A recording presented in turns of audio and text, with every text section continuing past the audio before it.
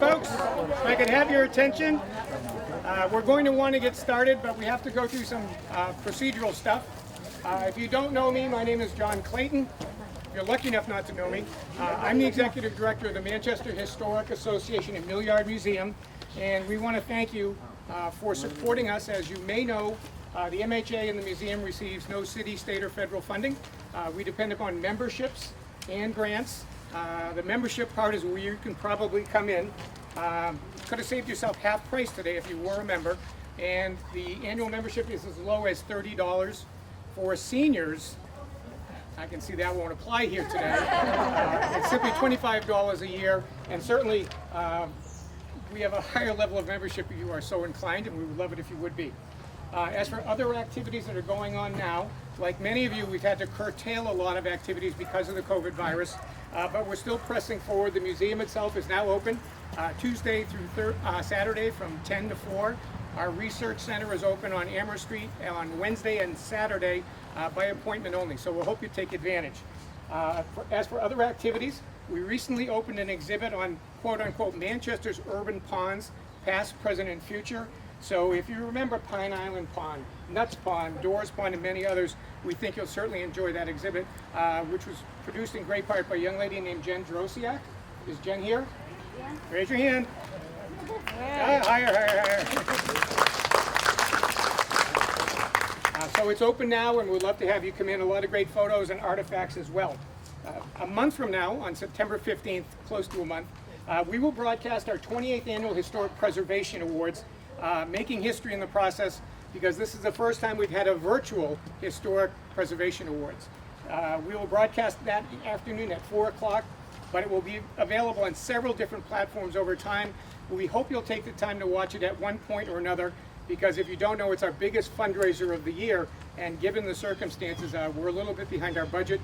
We'd love to have you watch as we recognize and acknowledge things like the restoration of the Rex Theater, recognition of a Lifetime Achievement Award for former Mayor Raymond Wazorek, and also the preservation of the amazing Frank Lloyd Wright Khalil House up on Heather Street in North Manchester. We really want to recognize them properly, so hope you'll join us. History. Now onto the Valley Cemetery. City records indicate that the Valley Cemetery land was donated to the city of Manchester by Emskeg Manufacturing way back in 1841. The Valley Cemetery was designed as a garden cemetery, and you can put that in quotes. It was meant to be a place where the public could stroll along its walkways, carriage paths, and bridges, at the same time supporting and visiting with their loved ones. If you're looking for another example elsewhere in New England, the Mount Auburn Cemetery in Cambridge is another pristine example of a garden cemetery. I will say in all candor, clearly the Valley Cemetery is not in pristine condition, but maybe you can help us with that down the line. In 1907, the gates on the Auburn Street entrance to the cemetery were donated by Hannah Currier to honor her husband, the late Governor of New Hampshire, Moody Currier. That pedestrian gate, which was closed for many years, has been opened in recent years thanks to a volunteer group known as the Friends of Valley Cemetery. Although the mission is the same, that group is now known as Save the Valley Cemetery, possible changes to come. It has a great Facebook page of the same name, Save Valley Cemetery.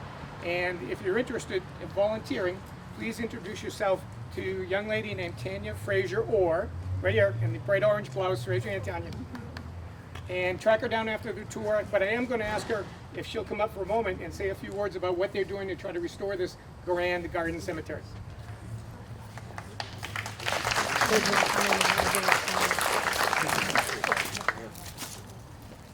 Hi guys, I'm Tanya. I adopted Valley Cemetery in 2016. Our efforts have primarily been cutting, clearing, and landscaping.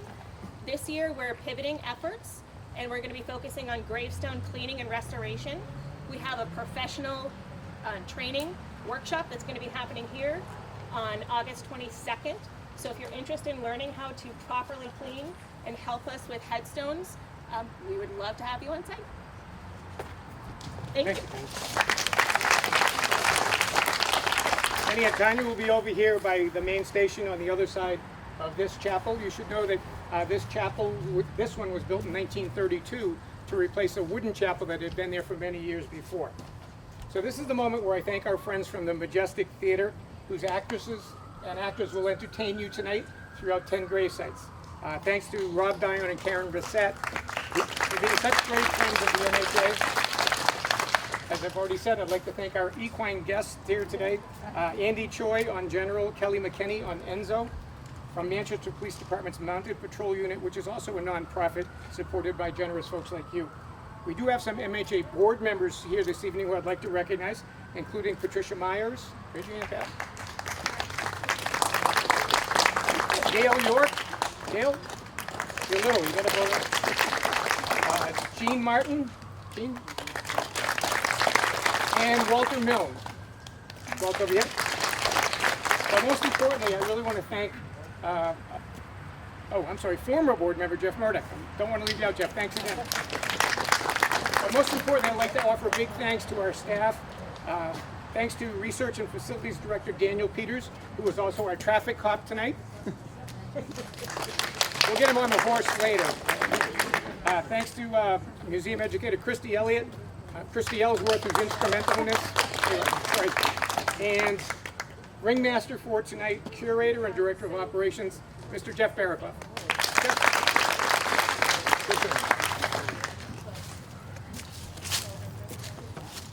All right, good evening, everyone. Thanks again for coming tonight. Before I talk about the program and the logistics of how the evening will work, I just want to give a quick chance for Rob from the Majestic Theater to say a few words.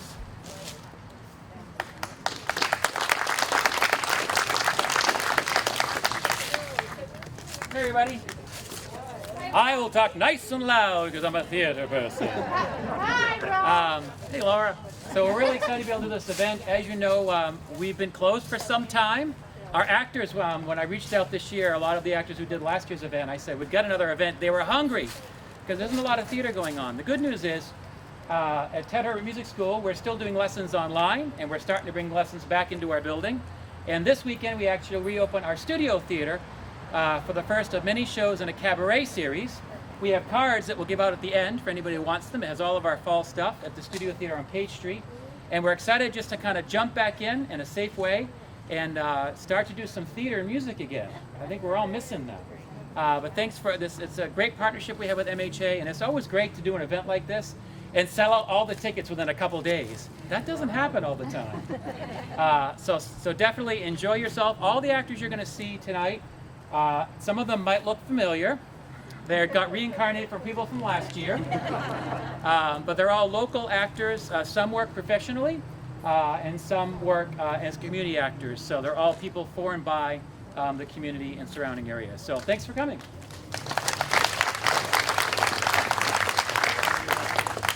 Thanks, Rob. As John said, we're really excited to be able to be back and doing programming once again. Thank you all for your efforts to just maintain social distancing tonight, and thank you all for wearing masks. In a moment, we're going to be divided into, there are 10 sites that we're going to be rotating around to. You're all in groups of about 10 people, and we'll be dividing into those groups in a moment. One quick note I want to make, you'll be going to the grave sites of each of these individuals, with the exception of Moody Currier, because he is not within walking distance. He's on the complete opposite side of the cemetery. So there's a spot where there's a photo of the grave that you'll be able to look at. But if you drive down Elm Street, drive down Willow Street, or in the Market Basket parking lot, you will see his very large obelisk monument. So be on the lookout for that, since you won't be able to see it this evening as part of the tour. We ask that you stay within your group. Even after the actor has finished at that site, just stay within your group until you're signaled to move. You'll each have a leader with you, and that leader will, when he or she hears a bell, will move to the next site. When the actor has finished their retelling, you may chat with them until it's time to move on to the next grave. We just ask you please remember that these actors are not historians or experts on these individuals. So we just ask you to refrain from asking them any detailed questions about their character. If you're interested in learning more, you can always visit our research center on Amherst Street, where we have a lot of information about all of these individuals. Yes, John. I'm going to add one thing, because we like to let people know up front. Brendan McCormick from Manchester Public Television is going to videotape this entire program tonight. And when it's done and we get the link, we'll be posting it on our Facebook page. so you'll have many opportunities to revisit this and share with your friends.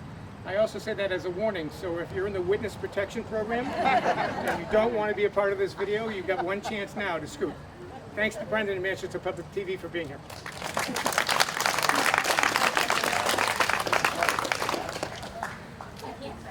I just add one thing? The ribbons in front of the actors so that they're distance from them. In front of each grave, there's a ribbon there. It's actually electrified. So if you cross the ribbon, you might get a little bit of shock. If you've ever put a dog collar on and went through one of those electronic fences, it's similar to that. But there is a ribbon there, so if we can just respect for the actors to stay behind that, that would be really helpful as well. Oh, I wonder if his wife is here. Thanks, Rob. Final comment. We just ask you, please watch your step. The ground here is obviously a little uneven, so take your time as you're moving from site to site and watch your step. So, without further ado, we will break into groups. Each of you should have received a little sticker with a number on it. That is your group number. So, our group leaders for group number 9.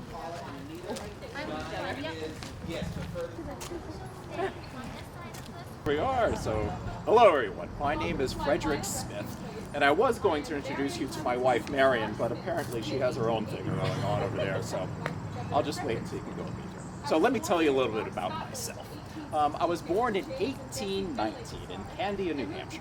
In 1839, I moved to Manchester for work, where I was employed as a clerk at the Porter's General Store and Mercantile. And after a few years, I was made a partner in the business. Years later, I would eventually serve as mayor of Manchester 3 times and governor of the state of New Hampshire twice. During my first term as mayor, I planted a large number of trees along Elm Street, but also in the parks around the city. And I was also oversaw the introduction of, well, they were gas lanterns back then, but apparently you've replaced them with some other contraptions. But we put some gas street lighting throughout the city. Perhaps one of my bravest accomplishments was the establishment of a free public library in Manchester, when many thought it to be a needless expense. I was also instrumental in the establishment of the Reform School, now known as the Youth Development Center. In my life, I served as the president of Merrimack River Savings Bank and president of the Concord and Montreal Railroad. In 1854, we do this all the time where we try to talk over each other. You notice that? It's a husband and wife thing. In 1854, I built the Smith Block on Elm Street, where, in March of 1860, Abraham Lincoln spoke at the beginning of his campaign for presidency. And in 1873, I built the Willows, which was a beautiful home which overlooking the Amoskeag Falls, where I entertained many notables, foremost including President Rutherford B. Hayes, presidential candidate James G. Blaine, and Chief Justice Salmon P. Chase. In July of 1877, I had the first private telephone in the city of Manchester installed in my home. At this point, are they just going to swap, or are they heading off in another direction? Okay. Yeah. Okay. Because I was going to introduce you to my wife. No, you can. This is my beautiful second wife. I was married previously to Marion, and she passed away. And well, Emily? Yes, Emily. And well, Marion here worked as a bookkeeper in the bank. Some people say that we got married a little too soon after my first wife's death, but please let me assure you that we waited an appropriate amount of time for mourning. 3 weeks. Rumors, nasty rumors.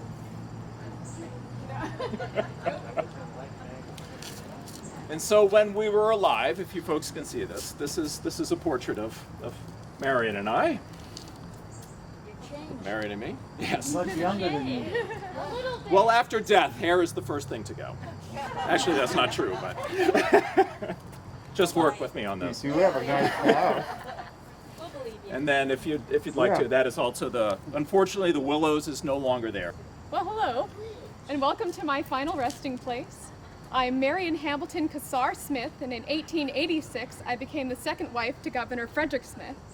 I was born near Lanark, Scotland in 1862 to James and Jessie Finlay Cassar, and moved to the United States when I was just 10 years old.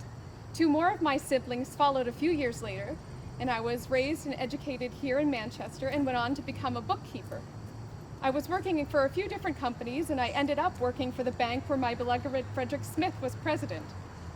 Frederick's first wife, Emily, took ill with nephritis, and all was done to save her. Doctors from Boston and New York traveled to examine her to see if anything could be done, but it was not meant to be, and she died in January of 1885. The Milne papers at the University of New Hampshire claim that Frederick and I married just a few weeks later, but we actually married more than a year later in 1886 in Scotland. I was 43 years his junior. Frederick and I loved music, and as such, part of my legacy was leaving a trust for a music school in Manchester. I stated in my will, "This institute is established not only for the cultural benefit of the citizens of Manchester and the state of New Hampshire, but also for the purpose of giving aid and encouragement to the deserving youth of Manchester and adjacent towns who lack adequate financial means of increasing their knowledge in the field of music."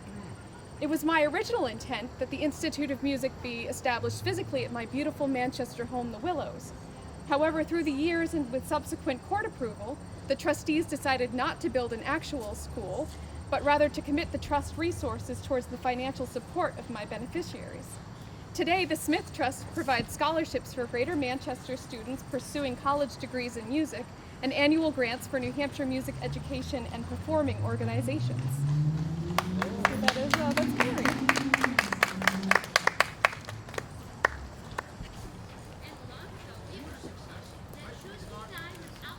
Hello, well now that we're all here, let me tell you a little bit about myself. My name is Mary Elizabeth Batchelder Elliott, and I was born in 1823 in Northwood, New Hampshire. 56 years later, in 1880, I died after a prolonged illness. As the widow of a wealthy Manchester physician, Dr. John Seaver Elliott, I certainly received the best possible medical care. Doctors and nurses would come to my home at 590 Beach Street to administer aid to me. But sadly, for most of the local citizens, good medical care was sadly out of reach. With Manchester's population exceeding 30,000 people, there was a pressing need for a general hospital. As I had no living children, I decided to leave the bulk of my wealth to create a modern hospital for the people of Manchester, the Elliott Hospital. My mother suggested we call it Elizabeth's Hospital. Elizabeth is my middle name, and that is what she always called me. But we went with the Elliott Hospital. In addition, I gave $2,000 to the city to create a fund for medical books and periodicals for the public library. These would be accessible to local doctors to keep up to date on the latest research. I left my home on Beach Street to the First Congregational Church as its parsonage, and also donated money to the church to help the poor and to pay off the debt owed for building the brick church on the corner of Hanover and Union Street, which was completed in 1879. In March of 1886, 27 acres of land for the hospital was purchased from the Hall family for all of $7,600. Oh, can you believe so much money? Work began on the hospital in 1888. Alman F. Coate was awarded the contract for a bid of $20,785.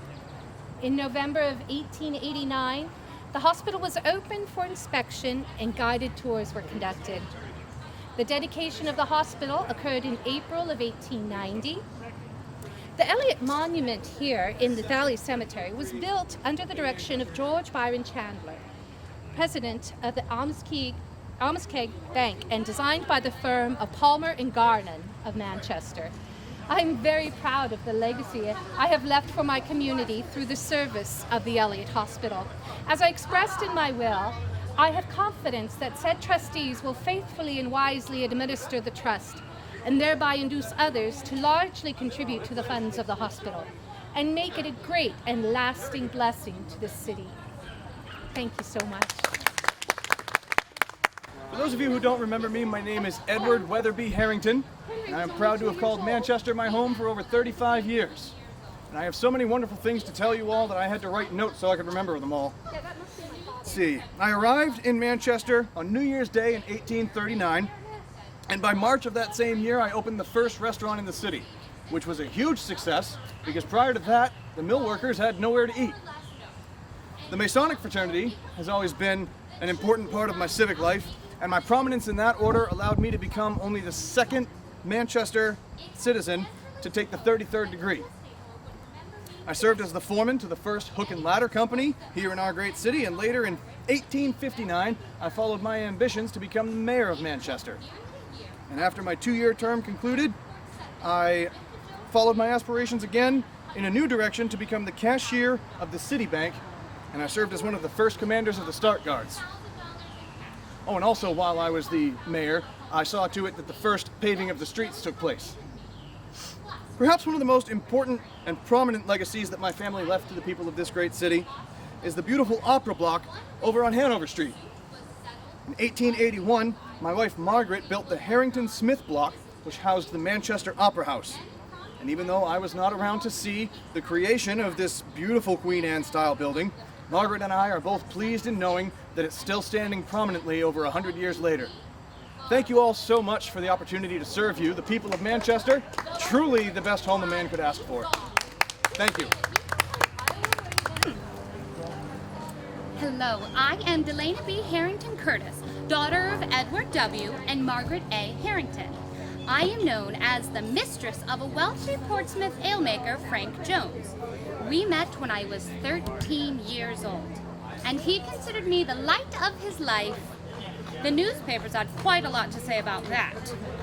The Daily Mirror and American said long before Frank died, the intimacy existing between the wealthy brewer and myself was more or less known.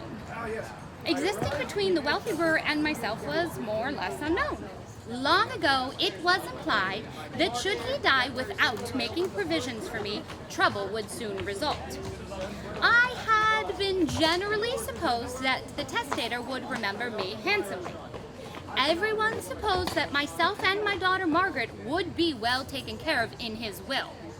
It took nearly a year, but we reached an out-of-court settlement with the Jones estate valued at $150,000. The award included $100,000 in cash, $35,000 for a home in Sorrento, Maine that Jones had given me, plus reimbursement for attorney's fees because, well, you know. I later told the Boston Post reporter that one reason why the suit settled was because I most likely would have drawn Mrs. Jones into it. Many prominent men would have been involved in the case had it been tried. These men are among the most prominent ones of several states that Frank's friends all knew me far better than they knew their wives. The reporter had the gall to say that he heard it stated that my daughter was really the child of Frank Jones. Huh! Well, quick as a flash, I told him that is something I shall neither confirm nor deny. His daughter. That's my father. Harrington. What did your father think about this? Good evening, everyone. How are you tonight? Very good. My name is Moody Currier.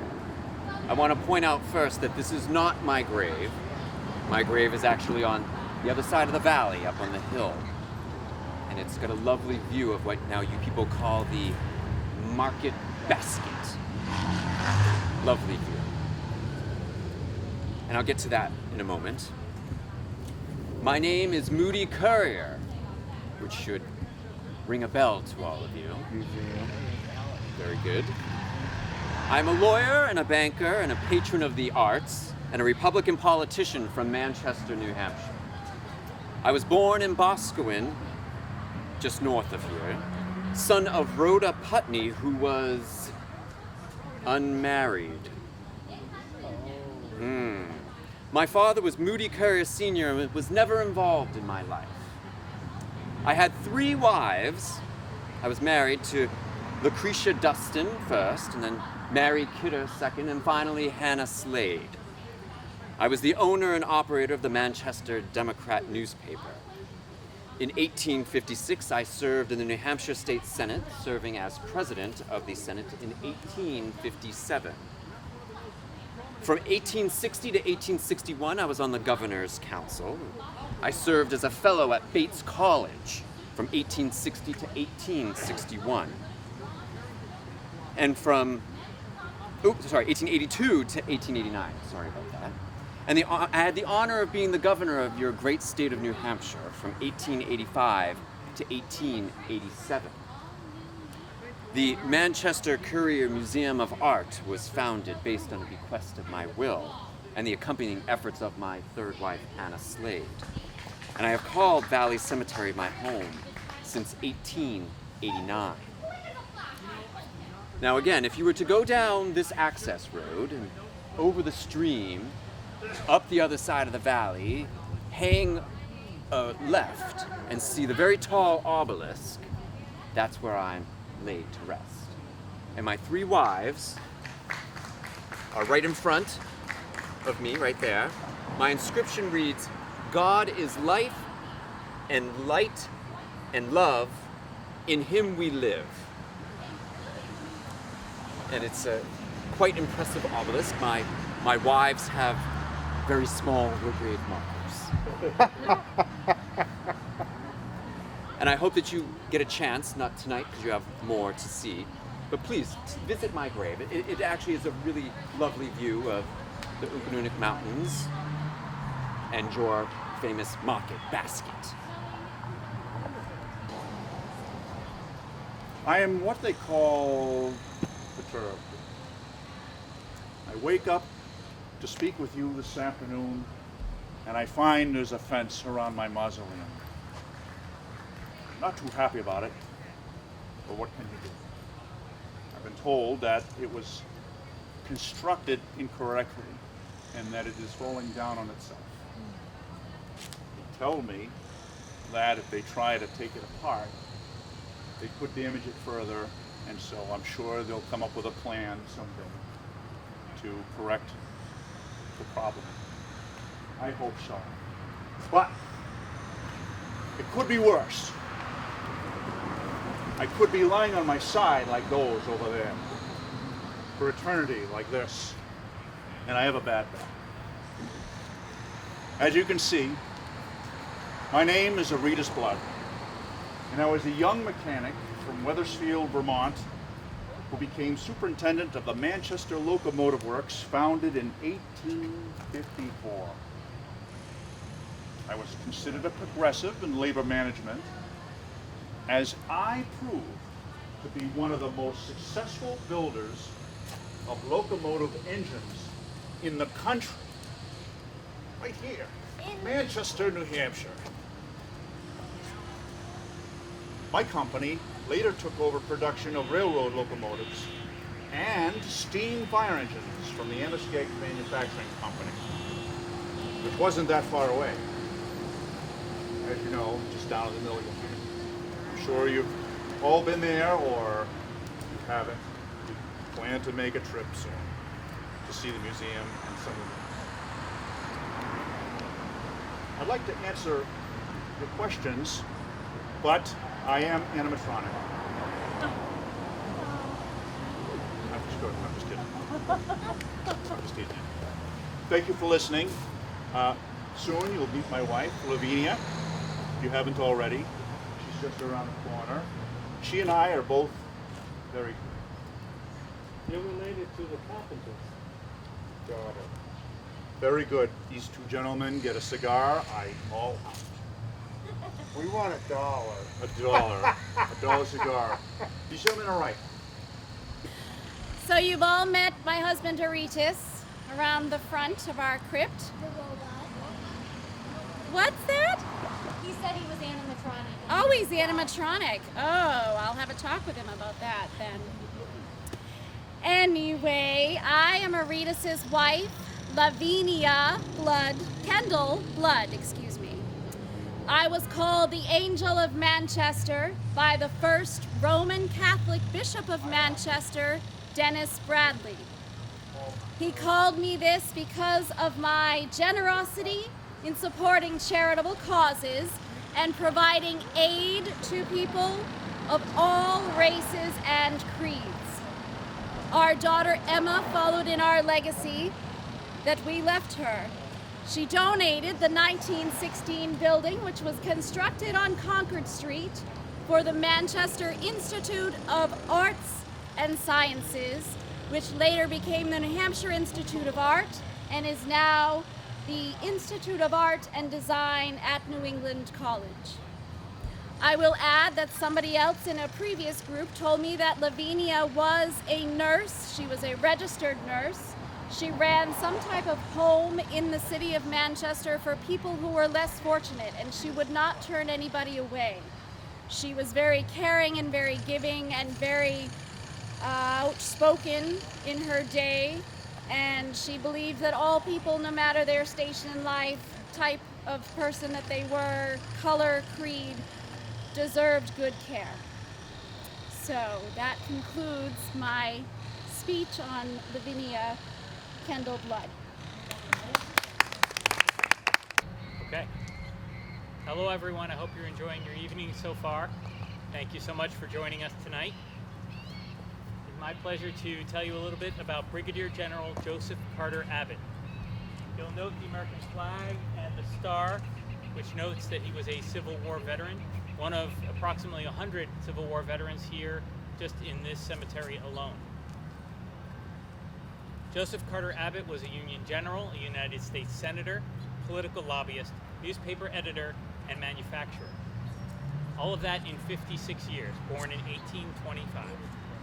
The son of Aaron Abbott in Concord, New Hampshire, he had 2 brothers and 6 sisters, a family of 9. Must have been a fun household to grow up in. He went on to Phillips Academy in Andover, where he graduated in 1846, thus returning to Concord, where he pursued a career in the law. He was admitted to the New Hampshire bar in 1852. While maintaining his law practice at Concord, he also served as editor of the Manchester Daily American and as editor of the Boston Atlas and Bee, which he also owned. Guess he didn't have enough to do. Meanwhile, he also became active in politics, joining the Whig Party. This party had a focus on nationalism and economic growth, but it soon disappeared. I'm sure it was no fault of his own, but then he joined the short-lived Know Nothing Party, which also soon, no fault of his own, disappeared. His political activity did gain him political appointments, such as Adjutant General of the New Hampshire military and serving on the commission that surveyed the border of Canada and New Hampshire. As a young man, he was given the opportunity to serve in the military when the Civil War broke out in 1861. He dropped all other activities and organized the 7th Regiment of New Hampshire Volunteers. This achievement entitled him to serve as a commanding officer with the rank of colonel. He deferred this position, however, to H.S. Putnam, who had more military experience, and served as second in command instead, serving both in Florida and South Carolina. In 1863, Putnam was killed in battle, and in January of 1865, Joseph Carter Abbott was named Brigadier General during the federal storming of Fort Fisher. So he served meritoriously and gallantly in the military, but sadly his later years were marred by unhappiness. His Cape Fear building company, his manufacturing firm, was ruined by 2 developments. First, the deforestation of the land that he had been using, so much competition, all the trees had been cut down. And then, as he was thinking about relocating to another spot, the Panic of 1873 hit, and he lost $100,000 of his own money at that time, going bankrupt. $100,000 in 1873, you can only imagine what that would be worth today. Google can tell you. The town he had created, Abbotsburg, thus became a ghost town. His one outside interest throughout his life was the Presbyterian Church, where he volunteered all lifelong. In 1881, he died at the age of 56. He was buried here. He never had any children, but he was survived by his 3rd wife, the former Ellen C. Tasker of Providence, Rhode Island. And you know some of his other family, including one of his former wives, buried right here. If you're interested, you can take a look at the back of the headstone, which is still marked and legible. Thank you all for your time. My name is Ezekiel Straw, and it is my honor to have you all here with me tonight. My family moved to Lowell, Massachusetts when I was a young boy, as my father went to work for the Appleton Manufacturing Company. After studying mathematics at Phillips Andover Academy, I got a temporary job for an ill civil engineer who I was substituting for at the Amoskeag Manufacturing Company here in Manchester in the summer of 1838 when I was 18 years old. And not only would that job become permanent, but my son, myself, and my grandson would become the much admired agents or general managers of the Amoskeag Mills. There were only 6 agents in the Amoskeag's entire history.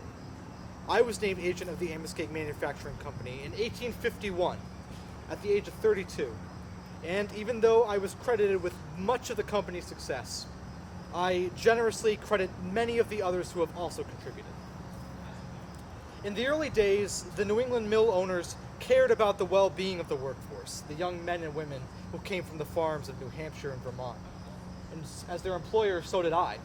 I set the pattern for what was known as corporate paternalism. One of my endeavors was to lay out lots and streets for our new mill city, which included company-owned housing, schools, parks, and the city library. I also helped to build Manchester's dams and canals and establish the New Hampshire Fire Insurance Company.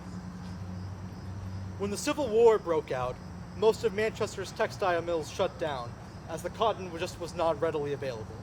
But I kept the machine shop running so at least some of the employees had money coming in for their families. And I replaced the mechanics who went off to fight the noble war with those older workers who could not be called upon for their service. After the war, I traveled to England and Scotland to figure out the machinery and methods to make the gingham fabric, which Amoskeag introduced to the United States. Previously, Amoskeag made coarse cloth like denim and flannel, but I wanted to produce a more profitable textile.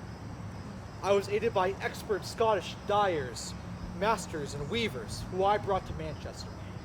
By the turn of the century, gingham was the Amoskeag's biggest selling product, providing employment for thousands of people, bringing James Reed from Glasgow to oversee dye operations, and was the reason for the Amoskeag's glowing success in producing gingham.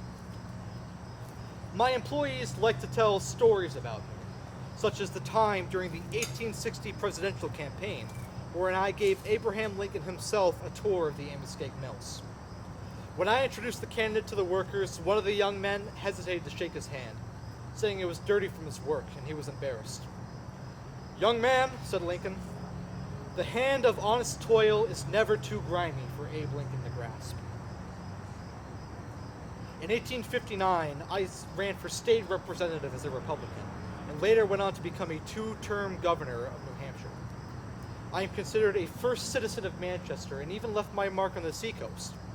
In 1872, I built the first summer home on an outcropping of land north of Rye Beach known as Lock Point. And in September of 1871, I held a great clam bake in honor of my sister-in-law. And it has been called Straw Point ever since.